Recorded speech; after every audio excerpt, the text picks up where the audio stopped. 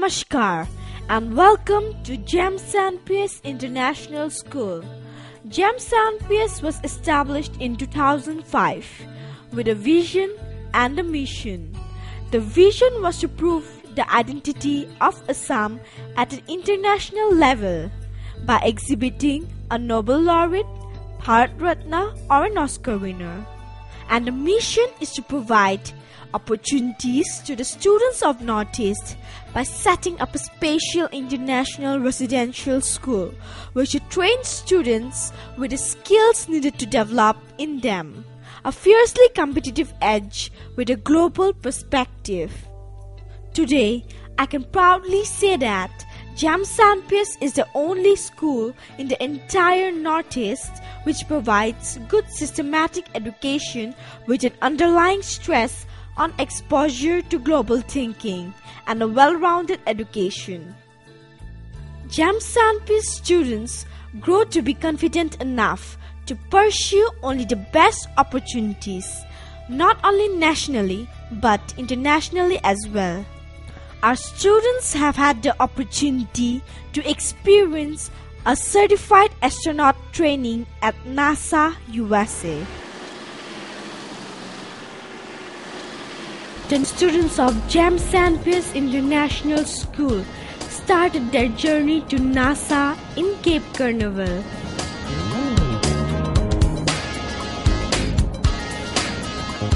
The John F. Kennedy Space Center is the U.S. government installation that manages and operates America's astronaut launch facilities. This is the entrance of NASA's John F. Kennedy Space Center. Students of GEMS NPS went to explore John F. Kennedy Space Center, gateway to the exploration, discovery, and understanding of our universe. GEMS NPS students also got the golden opportunity to get ATX training from the John F. Kennedy Space Center. Now the students are inside the Museum of NASA, eagerly viewing the bountiful evidence of man's exploration of space and learning about human spaceflight. Slides, projectors, and videos are giving us the detailed information about the great astronauts of NASA and about their journey towards space.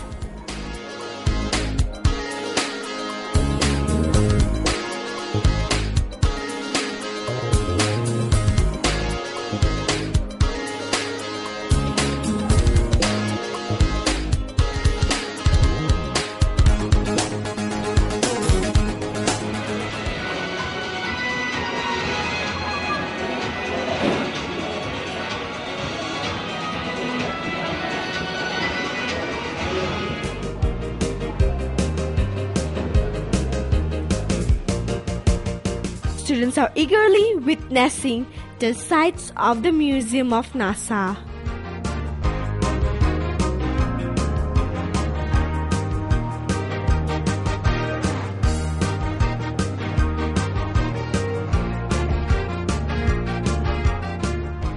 This is the rocket garden of NASA, where a famous scientist, Fred Lee, highlighting the students with the basic information about NASA, like how it came into an existence, what is its mission, how astronauts feel in space, and many more.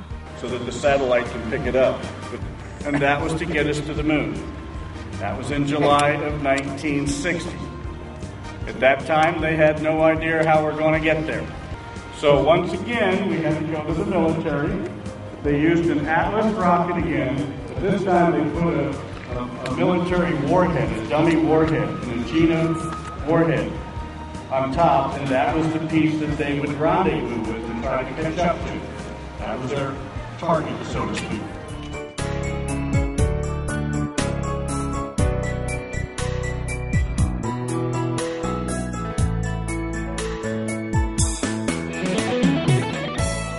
Students also walked up around the base of Mercury Redstone and the entire rocket garden.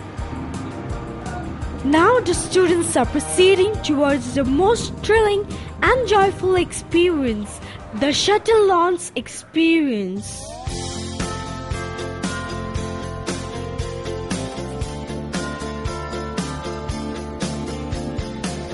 This is the view inside the shuttle launch simulator, where we can see the ISS, that is, International Space Station.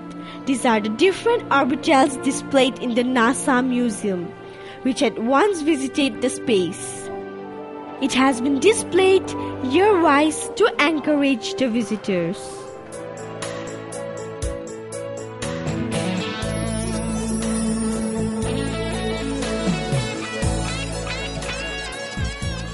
Our students visited every part of the museum and gathered a sea of knowledge about the mysterious space and unique space flights.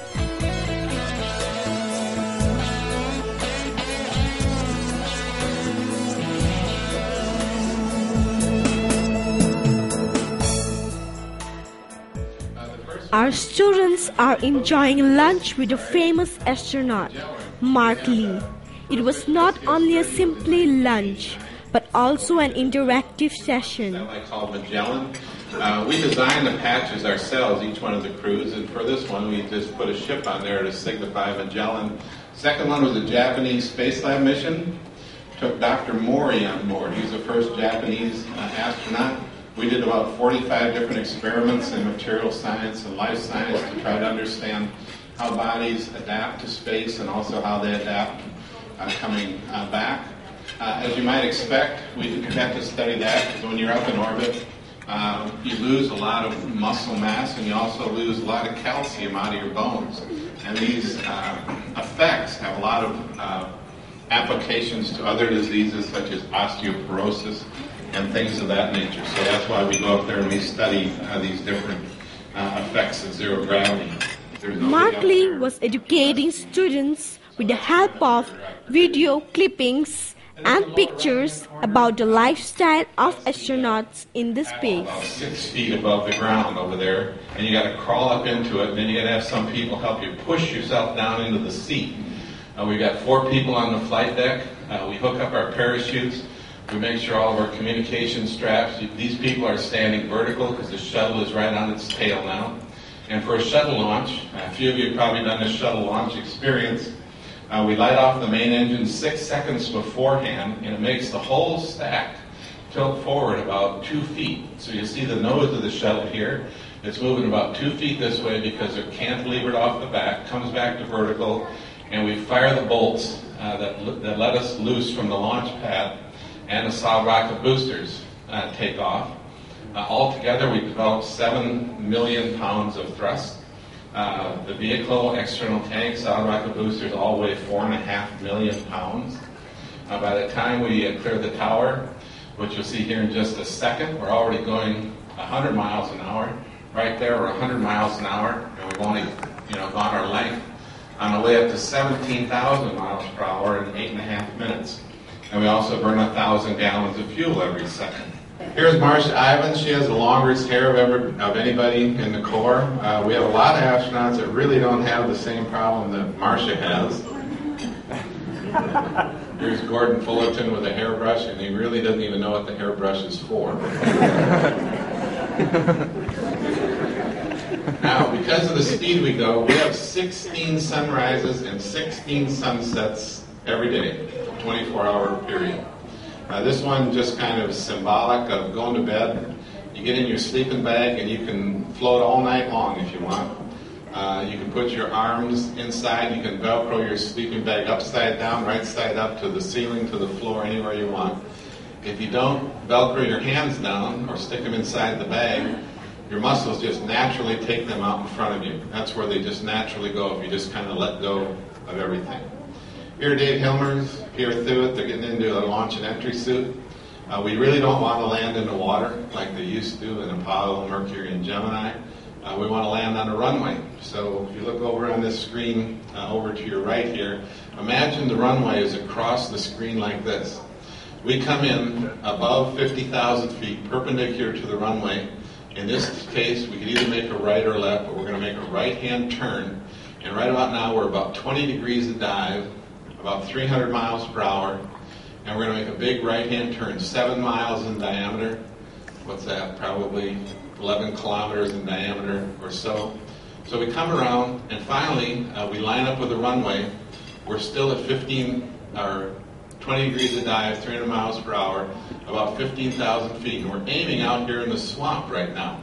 Because what's going to happen at 2,000 feet is we're going to start bringing the nose up, start aiming for the end of the runway, put our landing gear down about 400 feet above the ground, and we're slowing up very quickly now. We're down to about 200 miles per hour. It's called Space Adaptation Syndrome, SAS. We got an acronym for everything. All right, so it's probably more due to fluid shift and the fact that you don't have any good orientation. It is motion sickness. All right? This is the world's largest rocket ever made, the Saturn V.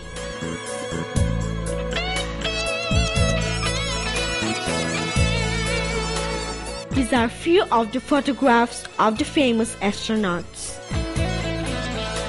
A diagrammatic presentation of space shuttle processing is displayed. This is the Astronaut Hall of Fame, where students got ATX training. That is Astronaut Training Experience.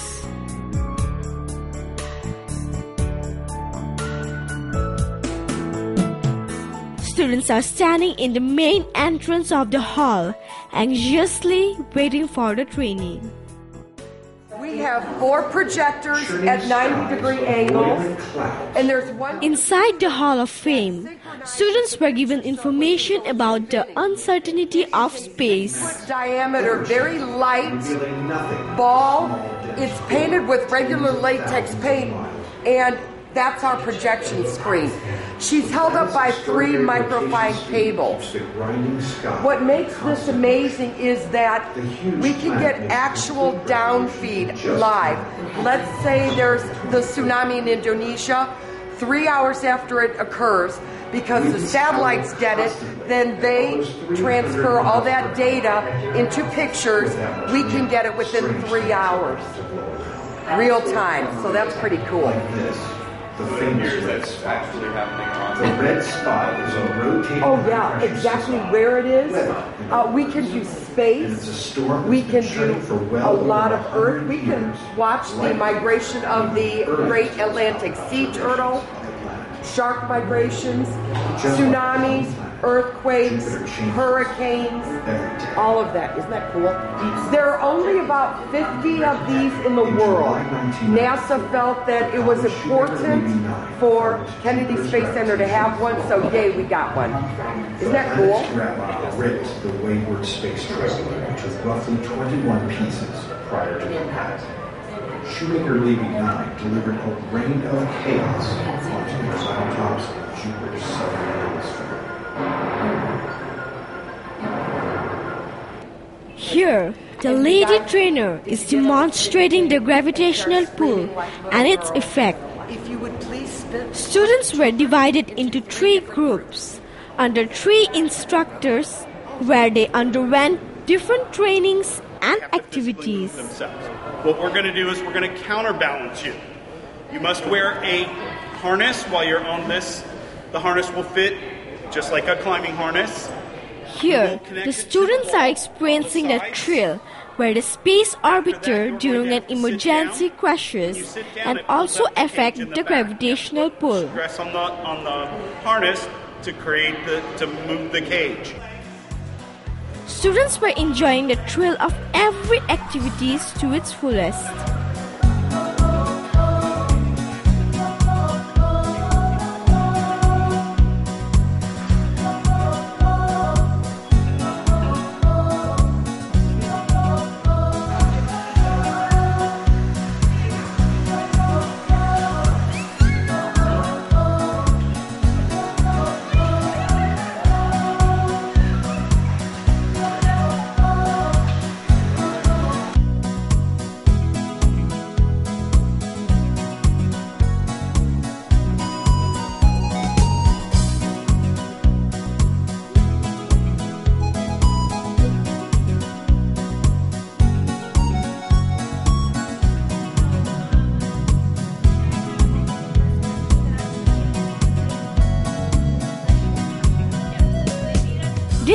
Museum of Hall of Fame. Here, the lady trainer is educating the students about the past legendary astronauts and their experiences along with the past space programs. Newspapers, magazines, and television networks to come out and, photograph this or film it. But they didn't know what they were looking for. So we told them, don't worry, it's easy to spot. The rocket is tall, black, white, and red. You can't miss it. We told them, don't worry, it's easy to spot. The rocket is tall, black, white, and red. You can't miss it.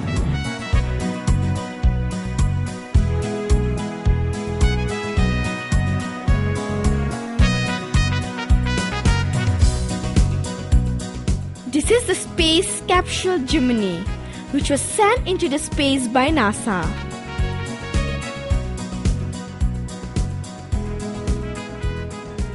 The trainer is giving information about the space capsule. Be very tall. In fact, the limit, the height restriction was 1 inch taller than how tall I am.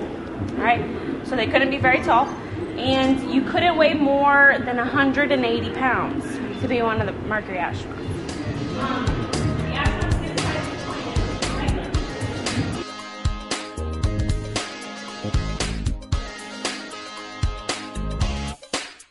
On Gene Cernan until he squished him inside the capsule. The things which were taken by the astronauts to the space are displayed in the museum. All right, and this suit was worn in a 2-week mission.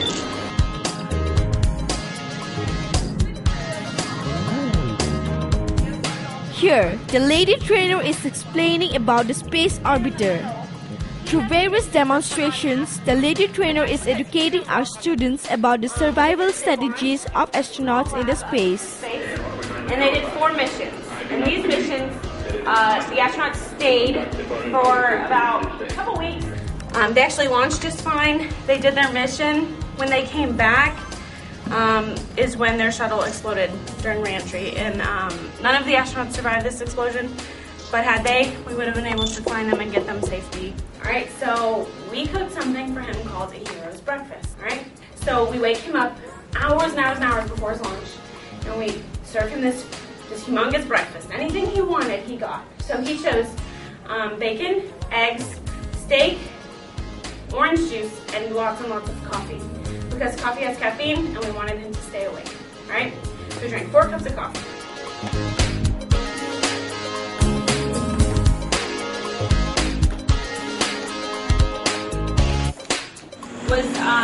It's a compilation of many different positions. We just kind of narrowed them down into 1 or 2. Here, the students are inside the space shuttle replica, where they witness the various functioning of the orbiter. They actually have windows that they would look through.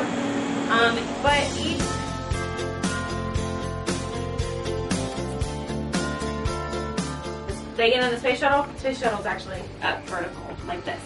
So it'd be really hard to get in here. All right. Now you're standing in the mid-deck. All right.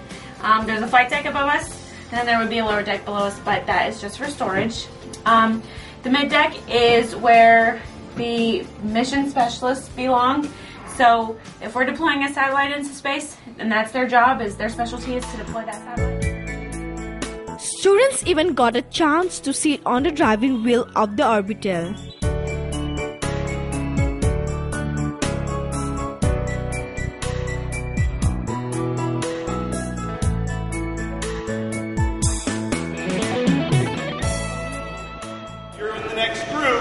You're going to come up when it's your turn. The first thing you're going to do is you're going to slide the rocket onto the tube. Don't force it. Slide it on gently. At least halfway if it'll fit. If you're having a really hard time, one of us will help you. Once the rocket is on, you're then going to use the bicycle pump. You're going to look at this dial. Pump it up to 10. How much? 10. The students of GEMS NPS International School designed, constructed, and launched high-power air rocket.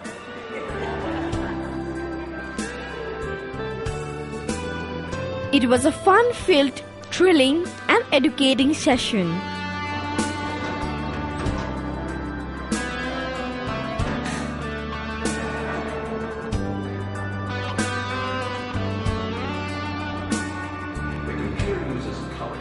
These are all the projectors and video which demonstrate the happenings of different planets. But they are now visible from outer space.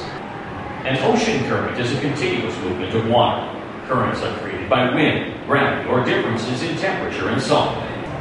It takes only 8 minutes for a surge of increased radiation to reach the Earth from a solar storm. Fifth planet, gaseous.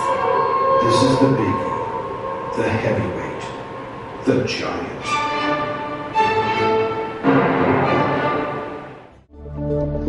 The students are returning back after gathering immense information from the Space Center.